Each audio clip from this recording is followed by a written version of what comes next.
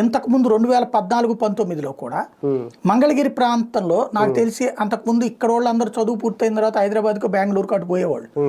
కానీ ఆ టైంలో ఇక్కడ కొన్ని సాఫ్ట్వేర్ కంపెనీలు పెట్టించాడు ఆయన. అవి చిన్న స్థాయి కంపెనీలే, పార్టీకి అనుకూలంగా ఉండేటటువంటి కొంతమంది నాయకులు పెట్టినటువంటి వాటిట్లలో మంగళగిరి అమ్మాయిలు బోల్డ్ అంతమంది ఉద్యోగాలు సంపాదించారు. 15,000, 20,000, 25,000 ఇట్లాగా. వాళ్ళకు పెద్ద ట్యాగు మెళ్ళో చేతిలో అదొకటి 25,000 నుంచి 40,000 దాకా జీతాలు సంపాదించారు వాళ్ళు. అదే మొన్నటిసారి గెలవడానికి కారణమైంది లోకేష్.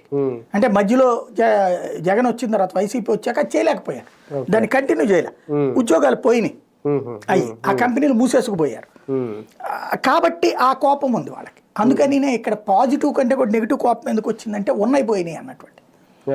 ఇప్పుడు లోకేష్ గారు అది మళ్ళీ సిన్సియర్గా చేసుకుంటున్నారు.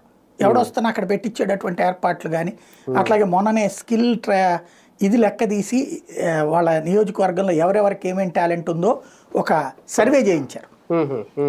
ఏ దాంట్లో ఎక్స్పర్టైజేషన్ ఉందో, వాళ్ళు ఏం ఎక్స్పెక్ట్ చేస్తున్నారు అన్నది కూడా సర్వే చేయించారు. వాళ్ళకి ట్రైనింగ్ ఇప్పించి వాళ్ళకి ఉద్యోగాలు అక్కడే జాబ్ మేళా కూడా పెట్టించారు. అది అతని పేరేంటి, కేసినేని చిన్ని ఉన్నాడు కదా, అతను కొన్ని కంపెనీలు పట్టుకొచ్చి ఇప్పుడు ఎవరైనా లోకేష్కి దగ్గర అవ్వాలనుకున్న వాళ్ళు మీ మంగళగిరిలో మేము జాబ్ మేళా పెట్టి కొంతమందికి ఉద్యోగాలు ఇస్తామండి అంటే లోకేష్ వాళ్ళని ప్రోత్సహిస్తున్నాడు.